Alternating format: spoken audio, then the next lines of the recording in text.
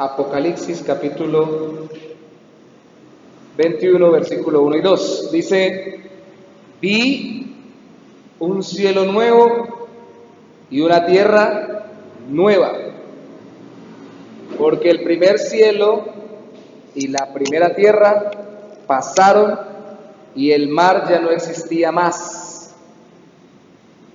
Versículo 2: y yo, Juan, vi la santa ciudad, la nueva Jerusalén, descender del cielo de Dios, dispuesta como una esposa ataviada para su marido.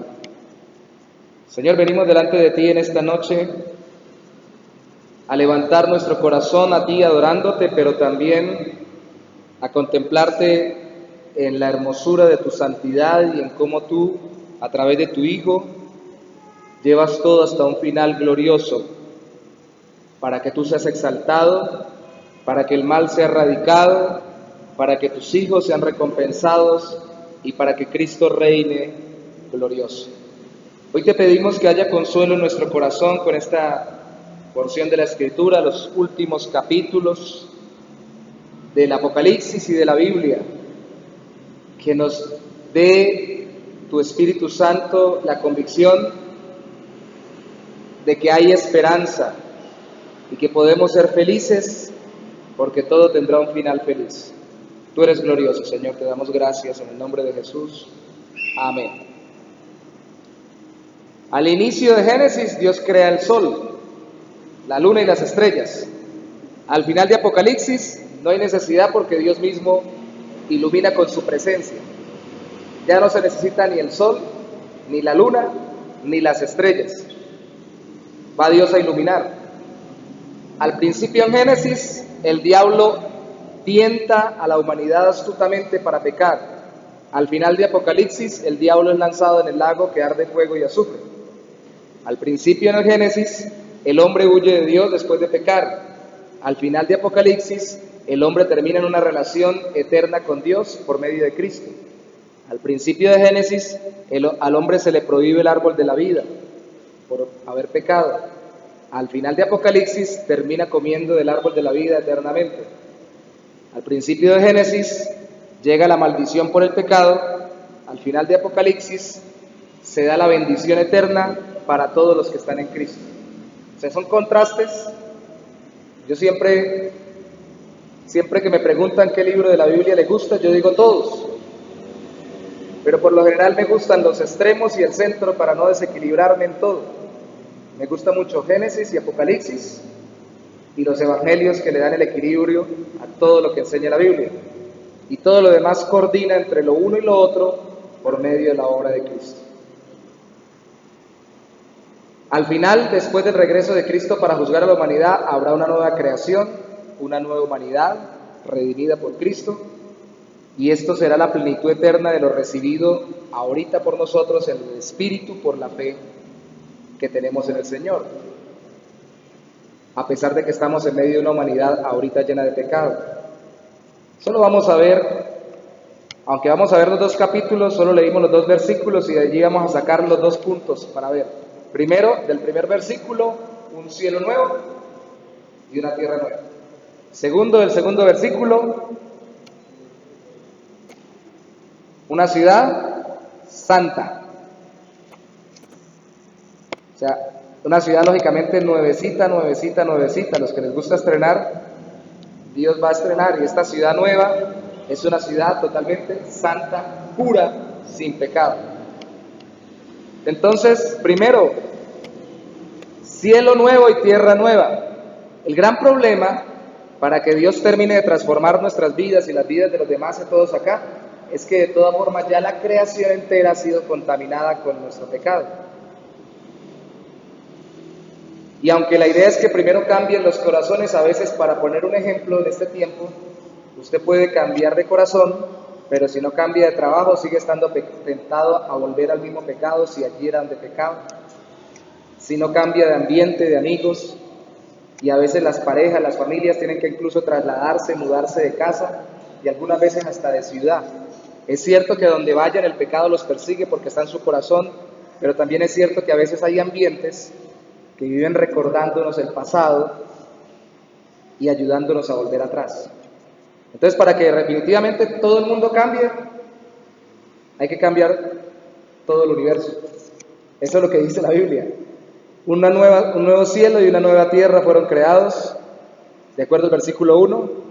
De acuerdo al versículo 3, en ese nuevo cielo y en esa nueva tierra, vamos a ver que el versículo 3, el 4, el 5, el 6 y el 7 ponen su centro en Dios, en este nuevo universo. En el capítulo 21, versículo 3, es un nuevo universo donde Dios está en medio de todos y con todos. Versículo 3 dice: y oí una gran voz del cielo que decía: he aquí el tabernáculo de Dios con los hombres, y Él morará con ellos, y ellos serán su pueblo, y Dios mismo estará como su Dios, como su Dios. Siempre ese fue el propósito de Dios. ¿Recuerdan cuando hizo el tabernáculo de Moisés? Era habitar en medio del pueblo. Luego con el templo de Salomón, igual. Y luego, cuando Juan dice en capítulo 1 que Jesús hizo morada en medio de nosotros, dice literalmente tabernaculizó, porque su cuerpo o su humanidad fue la morada o el tabernáculo de Dios en medio de nosotros. O sea que lo que Dios siempre ha hecho es invadirnos, en el buen sentido de la palabra, como seres humanos desviados y alejados de Él, para generar una relación eterna con nosotros. Fue gradual. Y aquí se va a dar completamente. Cuando haya cielo nuevo y tierra nueva, ¿cómo será eso? Pedro dice que los elementos arderán o ardiendo. Algunos dicen que así como Dios prometió que no volvería a pasar la tierra por agua, como en el diluvio, nunca prometió que no la pasaría por fuego. Y que muy seguramente cuando una de sus cartas Pedro dice que los elementos arderán, que tal vez lo que va a hacer es que todo se consuma. Y no me pregunte cómo, todo va a cambiar. Va a haber cielo nuevo y tierra nueva. Va a recrear el Señor todo, de tal forma de que, así como los cuerpos resucitados que tengamos, recuerden esto, como Cristo tuvo un cuerpo que podía morir, ahora su cuerpo resucitado no muere ni sufre, así nosotros también tenemos un cuerpo que ahora puede morir y sufrir, luego tendremos uno que no sufra ni muera, así la tierra va a ser una que ya no pueda ser dañada por el pecado, ni destruida, ni corroída por la maldad, y el universo entero va a ser distinto. No va a ser distinto tal vez en la forma, en el paisaje, lo que va a ser distinto es en la esencia y en la constitución. Porque Cristo, recuerden, le dijo a los discípulos: tóquenme, soy yo, metan la mano en mi costado, metan el dedo en el hueco de mi mano. Aunque tenía en esencia un cuerpo distinto, tenía la misma apariencia. Lo glorioso aquí es que Dios va a estar en medio de todos, como se paseó, y mucho mejor, todavía más hermoso, cuando estaba en el jardín del Edén, que dice que hablaba con el hombre cara a cara. Es una restauración del Edén perdido, del paraíso. No tenía que huir el hombre y vamos a poder tener una relación. ¿Por qué es que el hombre no puede tener una relación directa con Dios, hermanos? Ahora, por el pecado. Dios llegó donde Adán después de pecar y el que salió corriendo fue Adán, no Dios. Dios después lo echó por consecuencia del pecado, pero es imposible hasta que todo no se ha cambiado y el pecado, la naturaleza pecaminosa sea erradicada. No solo del corazón humano, sino las consecuencias de toda la tierra. Entonces en el versículo 3, Dios es el centro en medio de todos. En el versículo 4, Dios consuela todo dolor y sufrimiento. Dice: enjugará Dios toda lágrima de los ojos de ellos, y ya no habrá muerte, ni habrá más llanto, ni clamor, ni dolor, porque las primeras cosas pasaron. Hoy veíamos con mi esposa en el noticiero que han creado tales videojuegos de realidad virtual, que ya desde hace rato lo están haciendo, pero ahora lo publicaron. Bueno, no desde hace mucho, hoy publicaron en el noticiero cómo una señora en Japón, en la China, supuestamente estaba hablando con su hija muerta a través de un juego virtual de tercera dimensión, donde la ponen a la niña y donde ella siente que está con la niña en un lugar muy hermoso como el paraíso. Para ella supuestamente pasar su proceso de duelo, de dolor. El paraíso no será para recordar lo malo que sufrimos. El paraíso será para disfrutar todo lo bueno de Dios. Y lo que recordemos no será para sufrir, sino para que seamos liberados de todo el dolor que sufrimos. Eso es lo que dice aquí el versículo. No habrá muerte, llanto, ni clamor, ni dolor. O como dice una canción de un ministerio en Centroamérica Bautista, bueno, más concretamente de un cantante que estuvo en ese ministerio, dice: la muerte no será más sino un recuerdo de lo que fue el mundo antes de que todo cambiara en un cielo nuevo y una tierra nueva. Ya no vamos a morir y vamos a sufrir. Entonces, no sé si a usted le alegre eso, porque estamos tan metidos en el mundo hoy, en esta carne que sufre. Ayer me pegué un rodillazo contra la pared y cada vez que camino me lo recuerda. La rodilla me duele un poquito. Las enfermedades, las necesidades, la plata que nos falta, la responsabilidad de los niños, de los trabajos, tantas cosas que nos afanan y que nos entristecen o que nos angustian en esta tierra, que nos hacen perder la perspectiva de que vendrá un día donde no tengamos ni sufrimiento, ni dolor, ni tristeza, ni llanto. No solamente, esto no está hablando de cuando muramos y vayamos a un estado intermedio, al cielo, esperando a que todo cambie, sino aquí ya está hablando cuando sea el desenlace final. Y ya los muros no se griteen, y ya las personas no roben.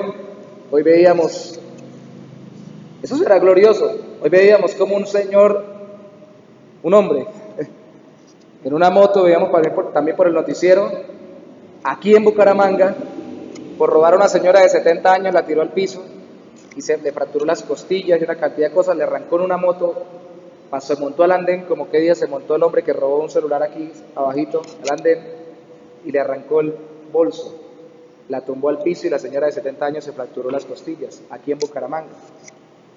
Ya no va a haber atracos, ya no va a haber violencia, porque de hecho no hay muerte. Dios, al estar en plena comunión con nosotros, erradica el sufrimiento y el dolor. Versículo 5, Dios hace nuevas todas las cosas. Dice allí, el que estaba sentado en el trono dijo: he aquí yo hago nuevas todas las cosas, escribe porque estas palabras son fieles y verdaderas. ¿A cuánto les gusta estrenar? Estábamos buscando los sanitarios, estaba buscando una palabra que suena bonita, para el segundo piso, y vimos unos de segunda a mitad de precio, de los más económicos nuevos. Está bueno para comprarlos, y nos fuimos a mirarlos, y tan pronto los vimos estaban como remachados, como greteados. Le preguntamos al hermano que nos ayuda, que viene de yendo para Barranca, y nos colaboró colocando. Le dije: no, hermano, lo nuevo es nuevo, y eso quién sabe cómo lo golpearon, y cuando cambian las cosas, de pronto las cambian precisamente porque no sirven. Hay gente que las cambia sirviéndoles, pero uno no sabe. Qué rico es estrenarlo. Pues entonces todo será nuevo, porque nada se va a envejecer. De hecho, todo lo viejo pasó y ahora todo es nuevo. ¿Y sabe qué es lo bueno? Que lo nuevo no se envejece. A uno le gusta estrenar hoy en día, estrenar casa, estrenar carro, estrenar ropa, estrenar pareja cuando se casa, ¿no? No cada rato, sino cuando se casa, porque es para toda la vida. Pero ya después se puso viejo el carro, se puso vieja la señora, se puso viejo el hombre, se acabó la ropa, toca comprar otra, se gasta todo, porque estamos en este mundo. Entonces, quiero que nos vayamos hasta allá. Todo lo nuevo seguirá siendo nuevo. ¿Y qué es lo bonito de lo nuevo? Que siempre agrada, que siempre gusta. Por eso es que la gente quiere estar cambiando de cosas, para innovar. ¿Y por qué disgusta? ¿Por qué desagrada? ¿Por qué termina siendo frustrada a las personas? Porque lo nuevo se desgasta. Entonces, todo seguirá siendo nuevo. El versículo 6 nos dice que no solamente Dios está en medio, que Dios consuela, sino que entonces Dios hará nueva todas las cosas. Y el verso 6 nos dice que Dios dará todo gratuitamente. vida gratuita. Me dijo, hecho está, yo soy el alfa y el omega, el principio y el fin, al que tuviere sello le daré vida gratuitamente de la fuente del agua de la vida. Está citando allá Isaías 55 cuando dice, venid y bebed gratuitamente. El capítulo 21 y el capítulo 22 tienen muchas relaciones con las figuras de Isaías, Ezequiel, con las profecías de Daniel, de Zacarías, pero sobre todo el 21 tiene mucho de Isaías. Usted sí puede, por favor, cuando esté en su casa, porque esto es apenas algo sintético, resumido, busque todas las referencias, seguramente hay concordancias, y casi siempre lo bota Isaías del 50 hacia adelante, 50, 55, 60, 62, porque hay muchas palabras proféticas sobre la restauración de todas las cosas. El profeta Isaías se creía hablaba de la restauración del pueblo de Israel, pero apuntaba a cosas como esta, como por ejemplo el hecho de que todo fuera gratuito, o que todo fuera nuevo. Qué chévere, ¿no? ¿Por qué es bueno que todo sea gratis y que todo sea nuevo? Porque quiere decir que no hay ambición, que no hay codicia, que gratuitamente se da, y es lo principal, la vida eterna, que no va a haber negociación, que nadie va a sentir la necesidad de tener que responderle a Dios para transar por su salvación. Déjenme hacer un paréntesis acá con respecto a eso. Pilas con lo que vemos, o cuidado, para no decir pilas, con lo que vemos en internet. Aquí ya un hermano, que no sé si sea hermano todavía o primo lejano en la fe, se fue viendo videos de hebreo, de judaizantes, y nunca más regresó, a pesar de que nunca se congregó en una iglesia judaica, judaizante. Se ha visitado mucho, este año no lo he visitado, pero visitamos mucho, se fue allá hace como 2 años y medio. Ayer veíamos con mi esposo, yo estaba canaleando en el televisor, en el YouTube más bien, y me di cuenta que me ofrecían una película cristiana de fuego, prueba de fuego, algo así, ¿no? Señora, bautismo en fuego. Dije, esto es de chévere, de testimonio de cómo han sufrido los cristianos. La puse, le resumo así, un enredo. Yo ya había visto videos, una tendencia sectaria que viene, no sé si es de la China o de Japón, del Oriente, que le dicen que tienen al Dios encarnado, al Dios todopoderoso, al Cristo de este tiempo, creo que esas son las palabras que usan, que es un hombre que lo lidera y nunca lo muestran. No es como José de Jesús Miranda, que lo mostraban, a este nunca lo muestran. No sabía que era así la película, y la película empezó muy bonita, que un señor predicaba el evangelio y que llegaba el partido que estaba gobernando a perseguirlos en un país oriental y los maltrataba, y él se ocultaba por ahí abajo del agua, pero al final él se iba porque lo iban a matar y se iba para otro lado, llegaba a un cultivo y ahí le ponían la pregunta, pero si usted cree que se está ganando el cielo porque aguanta la persecución, ¿no estará equivocado? Y yo ya me he dado cuenta del énfasis, dije, esto es salvación por obras. Es cierto que los creyentes van a ser perseguidos, pero no pueden pagar con su persecución para que Dios los salve. Y él daba a entender que con todo lo que sufría siendo perseguido, se iba a salvar, o ganaba el reino eterno. Y citaban textos bíblicos. Y en un cultivo, cuando está trabajando huyendo, allá escondido, se reunía con otros y hablaban, y hermano tal, y hermano tal. Y uno le dicen al final, en resumen, que no es por eso, porque si está haciendo eso, se está comprando la salvación, la entrada al reino de los cielos. Que más bien es por la santificación del cuerpo, porque lo que tiene que hacer el creyente es dejar que Dios mate su pecado ahora. Estaban hablando como una especie de perfección aquí. Y ya no estaban diciendo que con lo que usted sufra se gana el cielo, sino con lo bueno que usted sea internamente. Lo mismo, se está ganando la salvación por la obra de Cristo, no, sino por la obra suya. Ya no porque le den palo por Cristo, sino porque usted sea muy juicioso moralmente acá. Y les digo la verdad, enredadísimo, sonaba muy cristiano. ¿Por qué digo todo esto? Porque lo más tremendo del asunto ahora es que como todo es pagando y todos funcionamos, cuánto me da, cuánto tengo que pagarle y todo lo demás, así la gente, por eso es que le cuesta en esta vida, antes de cielo nuevo y tierra nueva, entender que la salvación es gratuita. Porque ellos no pueden comprender que uno puede ir al cielo por la obra de otro, que es la obra de Cristo, sino que yo tengo que hacer algo. Entonces no habrá problema. Todos disfrutaremos de la vida gratuita en el Señor. Por eso es que incluso a veces los creyentes, como somos imperfectos, a veces somos ambiciosos, a veces caemos en manipulaciones, en extorsiones, no como delitos, sino como transacciones. ¿Me quiere o no me quiere? Si yo la quiero, si usted me quiere, la quiero. Si no me quiere, yo no la quiero.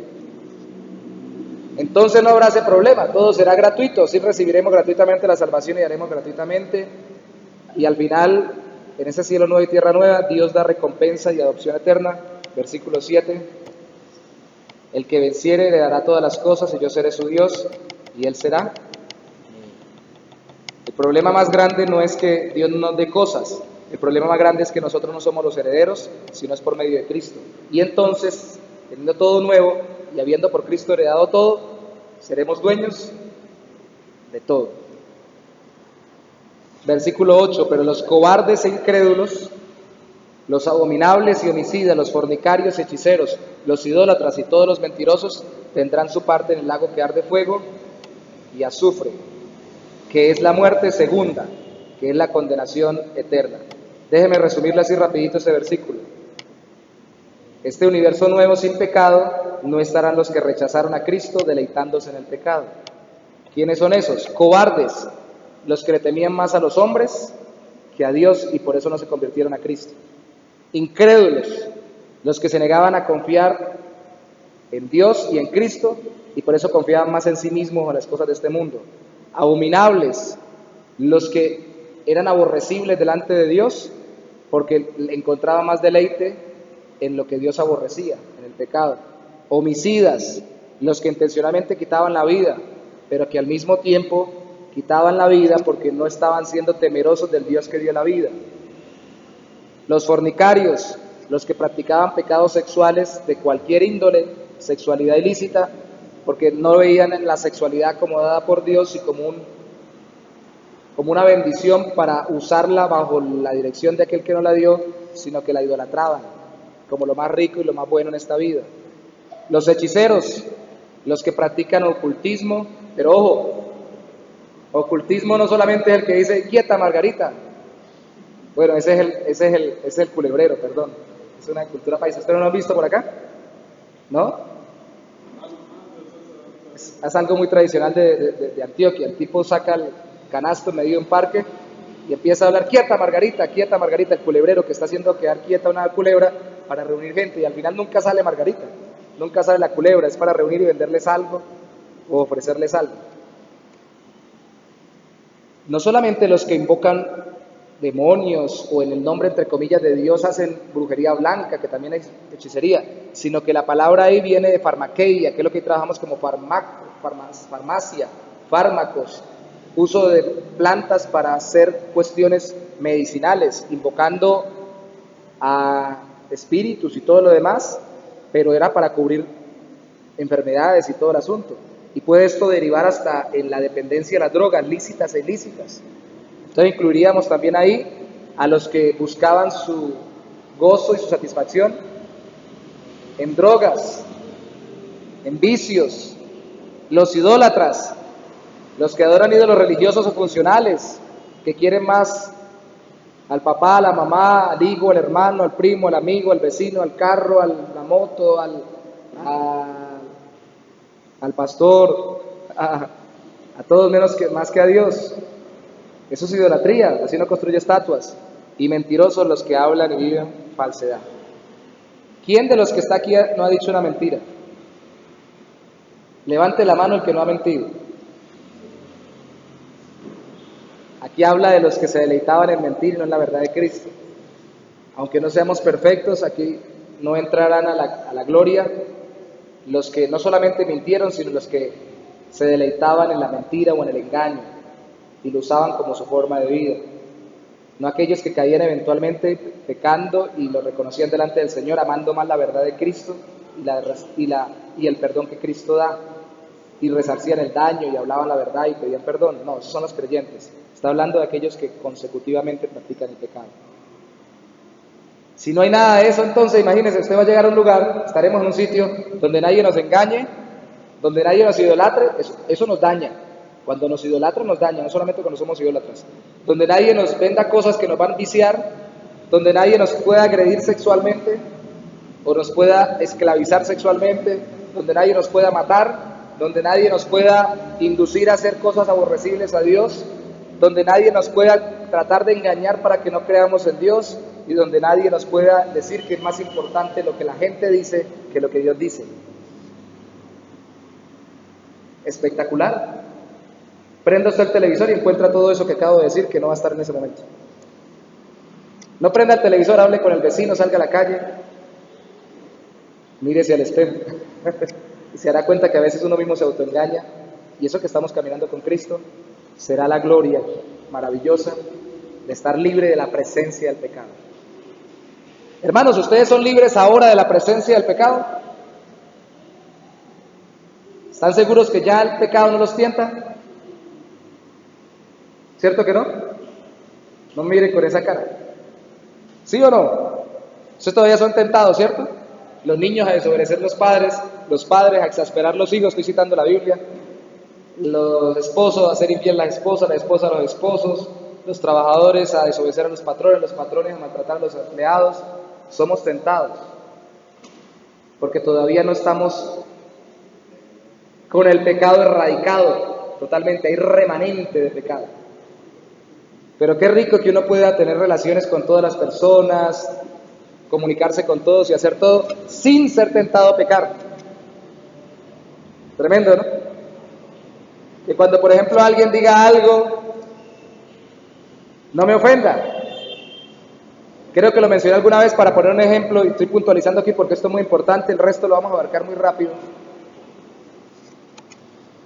Cuando yo llegué una vez sonriendo, ni sé por qué, a un lugar donde iba a cobrar una factura, y la señora del cliente que pagaba me dijo: ¿y de qué se ríe?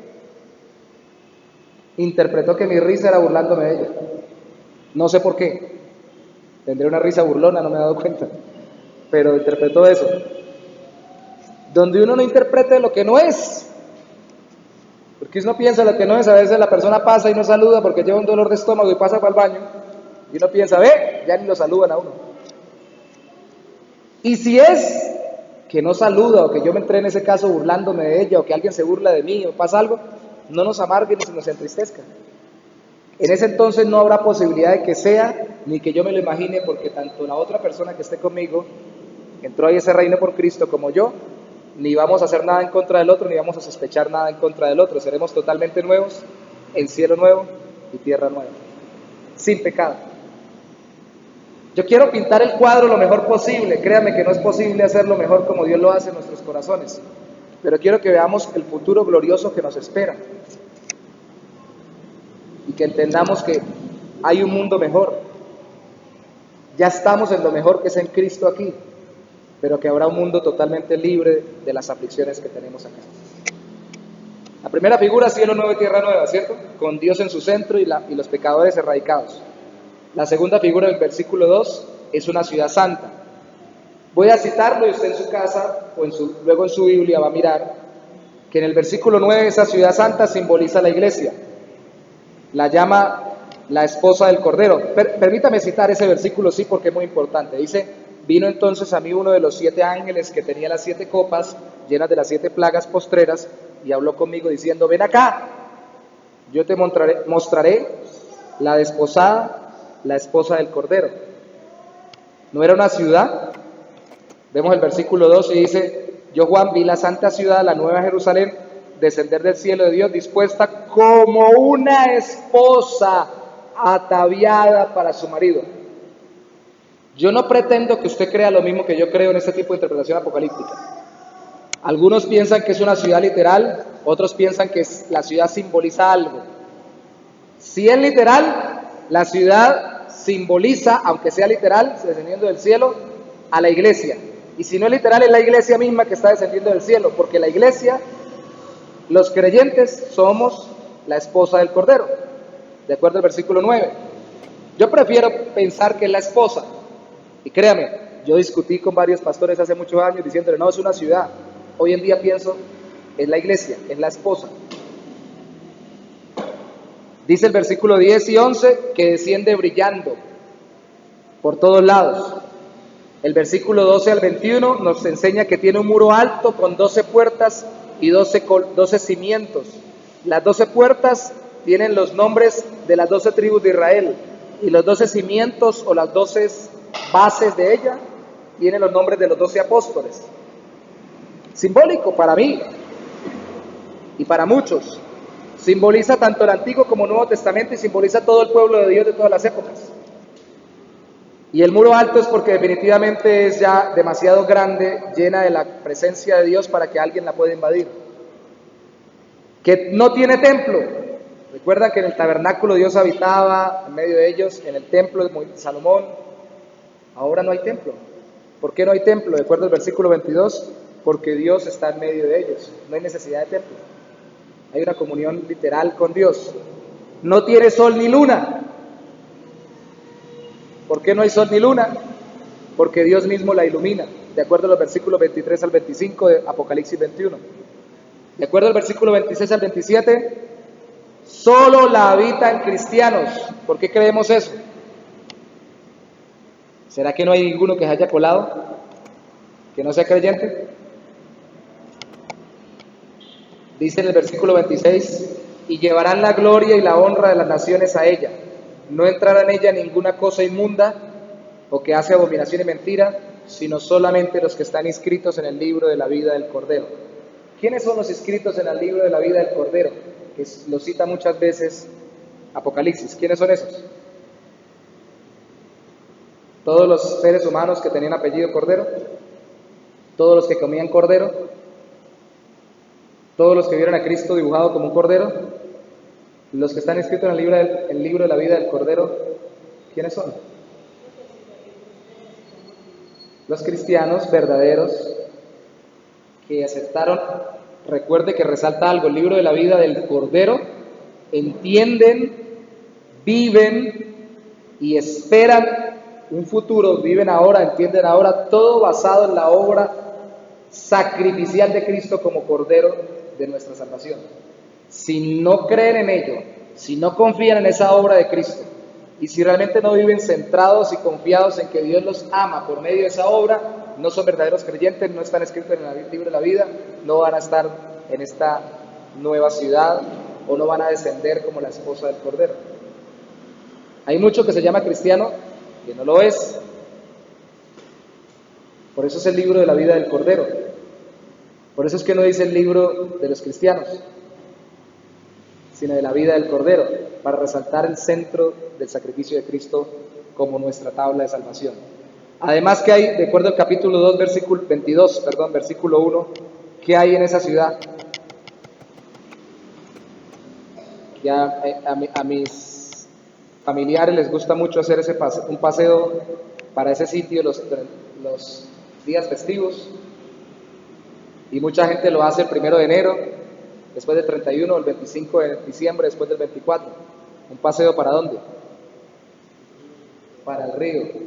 ¿Qué río es ese? El río de agua de vida. Hermano, ¿es importante encontrar la fórmula química de ese río? No. Aquí lo que da a entender es que el río que sale del trono da vida eterna, sencillamente porque ya no hay muerte. Todo lo que se dé de parte de Dios en ese contexto da vida. Dice que es resplandeciente como el cristal.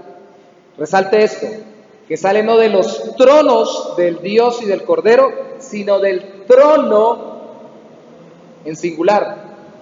Aunque la palabra en griego termine en ese, no es plural. No son dos tronos, uno para Dios y otro para el Cordero, sino del trono de Dios y del Cordero. Por si acaso se encuentra con un pentecostal unido, un unicista o alguien que le diga, ¿y cuántos tronos hay? No hay sino un solo trono, porque el trono simboliza el gobierno. Hay cómo se sientan Dios y el Cordero ahí, eso a usted no le interesa, hay un solo gobierno, porque ellos no son uno. Esos son figuras antropomórficas, ¿cierto? El trono significa el gobierno, pero del solo gobierno de Dios y del Cordero, que es un solo gobierno, sale este río para surtir de pureza a todo el mundo, al nuevo mundo, desde esa misma ciudad. En medio de la calle de la ciudad y a uno y otro lado, verso 2, está el árbol de la vida. ¿Se acuerdan cuando Dios le puso espadas, ángeles con espadas de fuego, querubines que protegieran al árbol de la vida para que ya no accedieran a Adán y Eva porque habían pecado. ¿Qué pasó tan pronto eso sucedió? ¿Qué pasó con Adán y Eva cuando no pudieron comer del árbol de la vida? Sí, claro. Y primero protegieron el árbol, no podían comer. Segundo, lo sacaron, peor todavía, del huerto donde estaba el árbol. Lo mismo, de guayabas, de peras, de manzanas, de uvas, ¿qué era ese árbol? No le importa, no le interesa. Era el árbol del conocimiento y del bien y el mal, lo que quiere decir que con ese árbol iban a conocer el bien si obedecían y el mal si desobedecían, porque uno conoce las cosas por referencia o por experiencia. Gracias a Dios yo conozco por referencia que fumar es malo, no por experiencia. Hay gente que lo conoce por experiencia, porque ya no tiene pulmones por haber fumado tanto. Entonces, lo importante era que no podían tocarlo, porque tan pronto lo tocaran, violaban la voluntad de Dios y de una vez Dios los separaba, perdón, del árbol del, discúlpeme, del árbol del conocimiento del bien y el mal, no el árbol de la vida. Dice la mezcla entre los dos. El árbol del conocimiento del bien y el mal. Tan pronto hicieron eso, dejaron de acceder al árbol de la vida, que era el árbol que les daba vida eterna. Entonces, ¿qué pasó con ellos? Confundieron dos árboles, el de la ciencia del bien y el mal y el de la vida. Al no poder acceder al árbol de la vida por haber accedido al que les habían prometido, ¿qué pasa con Adán y Eva? ¿Qué? ¡Mueren! ¿Y por qué Dios no lo mató de una vez?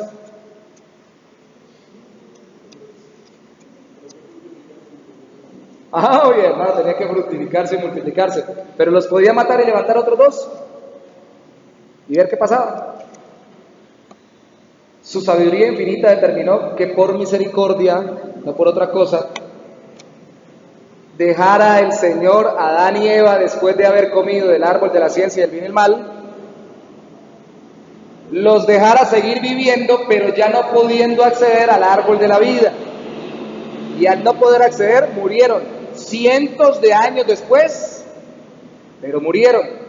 ¿Quién fue el más viejo de todos los que vivieron en la antigüedad? Matusalén. Por eso cuando uno lo ve viejito le dice, usted está más viejo que Matusalén. Pero Matusalén vivió, de acuerdo a la Biblia, en más de 900 años, 969. Pero si usted se da cuenta, gradualmente las generaciones fueron descendiendo en la medida que el pecado fue profundizando en la humanidad, hasta el punto que incluso el salmista dice que lo más robusto es 80. Por ahí en el tiempo de Noé alcanzó a vivir 500, y después de Noé empiezan a venir 150, 170, 120. Y en el salmista termina diciendo en el tiempo de David, 70, lo más robusto es 80.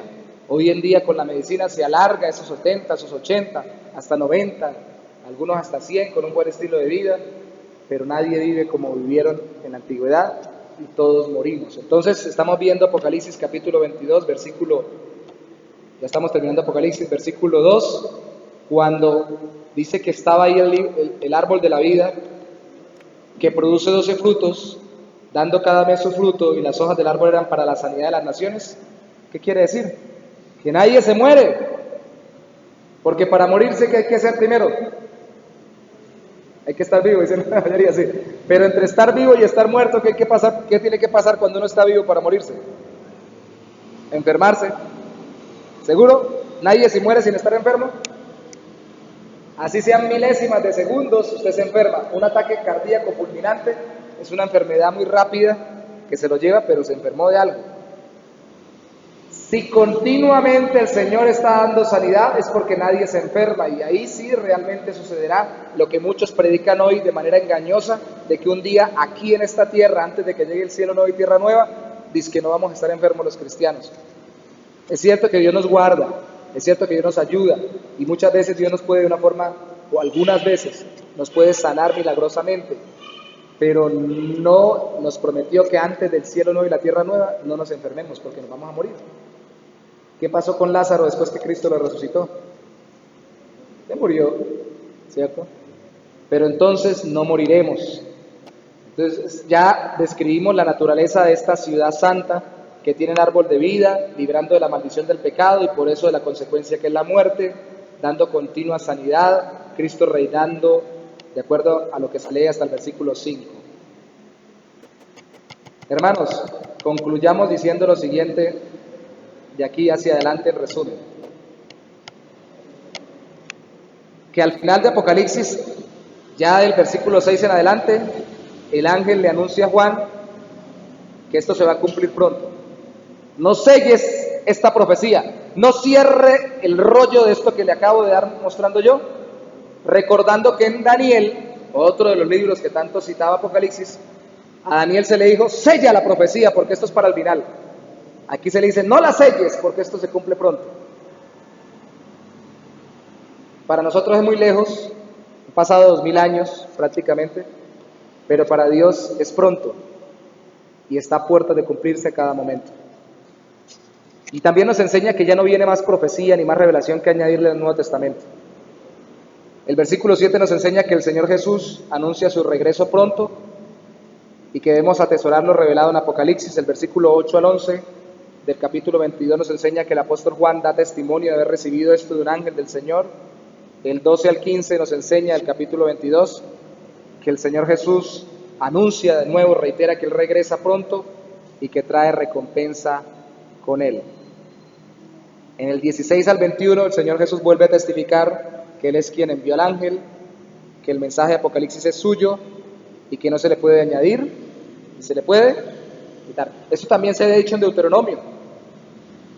Literalmente esto es de Apocalipsis, no de toda la Biblia, de esta profecía, dice el Señor, la de Apocalipsis.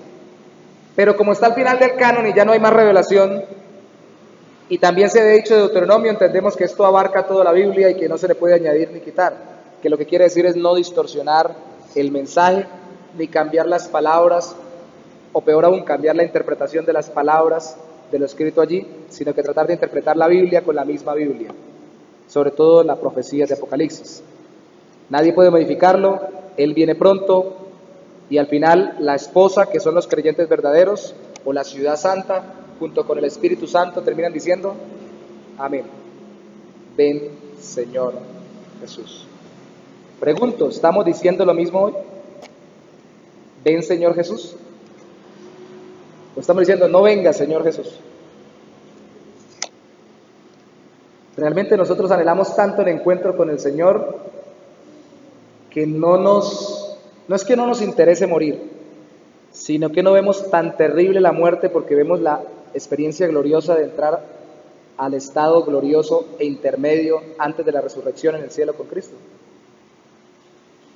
O estamos tan amañados acá que decimos, Señor, déjeme más tiempito.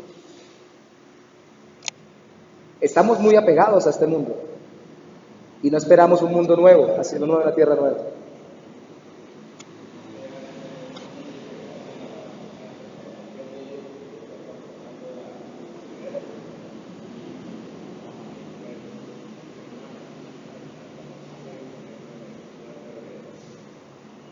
Yo creo que eso también transforma el apegarnos a al nuevo mundo, al nuevo cielo, a la nueva tierra, a la ciudad santa, a la nueva Jerusalén, con todos sus simbolismos que muestran la gloria de Dios en medio de la eternidad.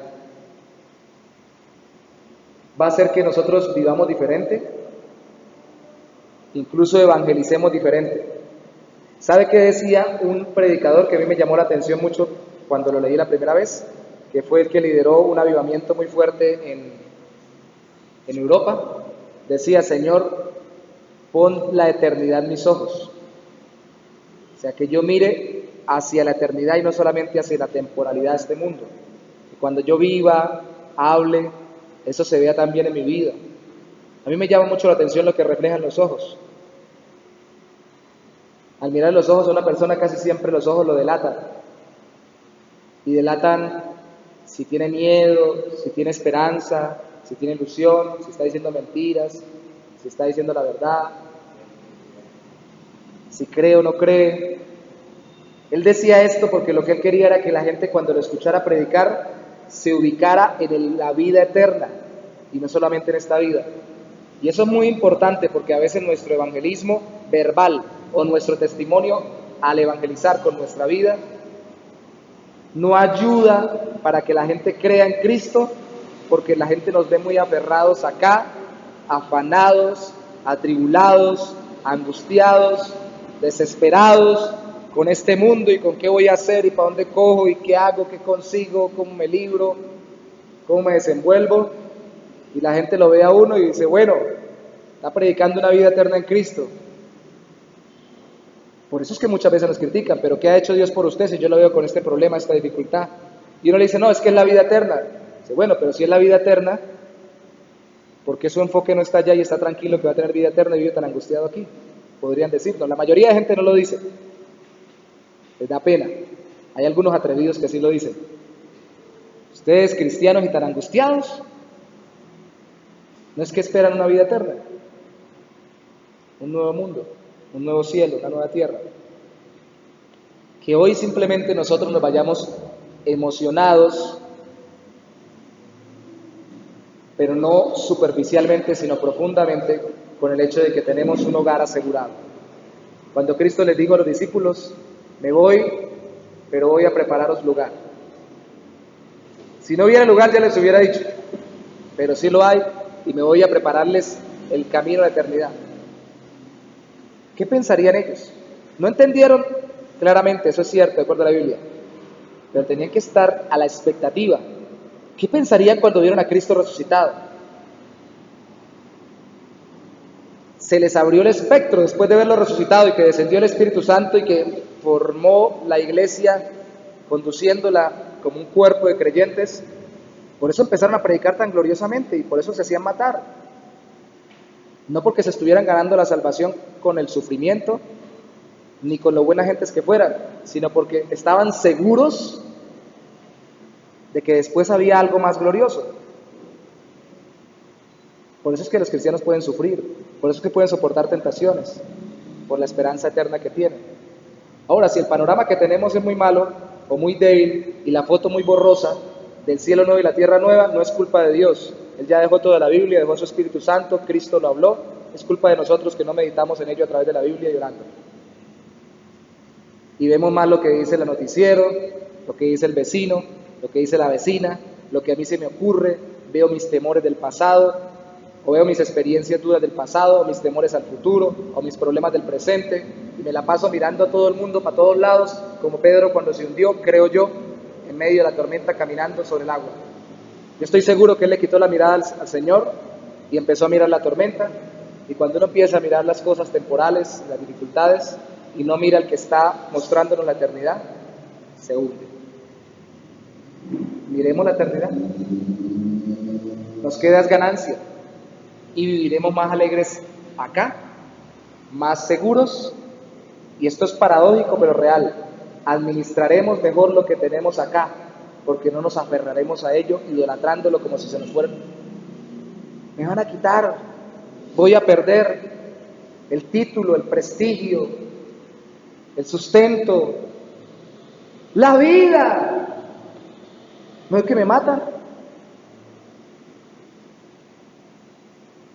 Él se fue a prepararnos morada y nos asegura un cielo nuevo y una tierra nueva. Por eso es que el cristiano verdadero y el más maduro es un peligro para este mundo, porque termina no temiéndole a nada.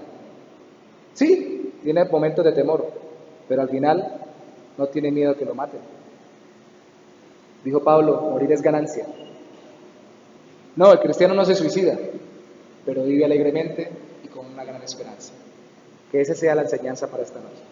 Vamos a ponernos en nuestros pies y vamos a orar precisamente pidiéndole al Señor eso.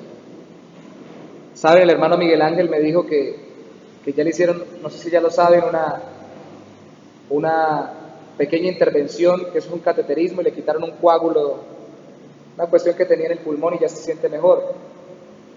Pero oremos por él para que esto también esté en su corazón y tenga esperanza, para que pueda soportar todo lo que vive acá, él, la hermana Carmenza, el hermano Alfonso, nosotros, la gente que está afuera, que le vamos a predicar el Evangelio, nos vean mirando hacia el cielo nuevo y a la tierra nueva, y no mirando simplemente lo que tenemos enfrente. Señor, te damos gracias en esta noche.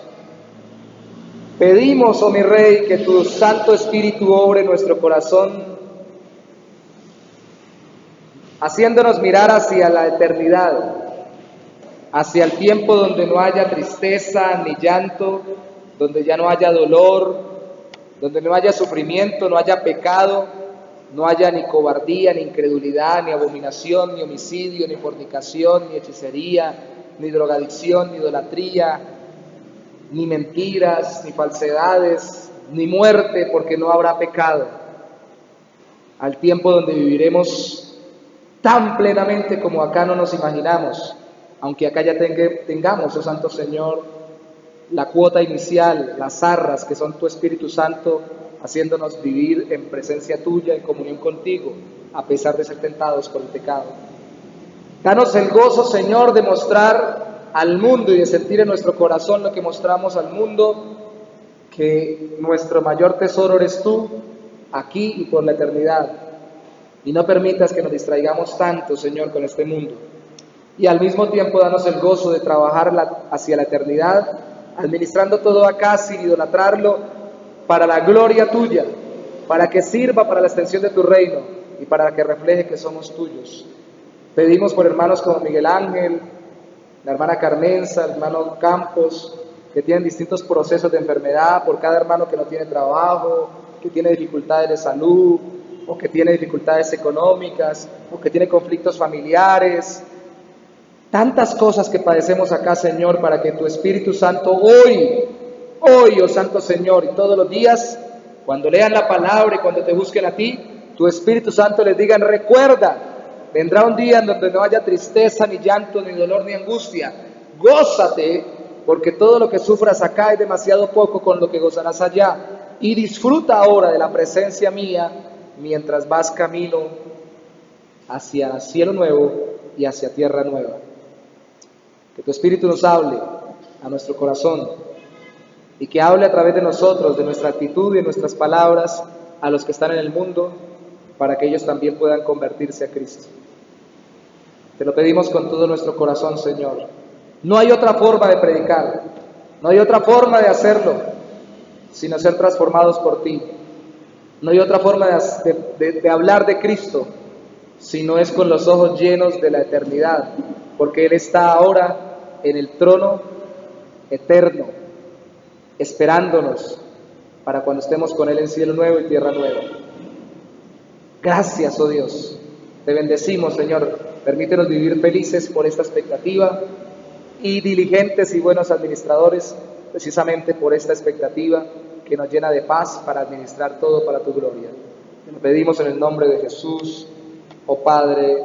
Amén y amén.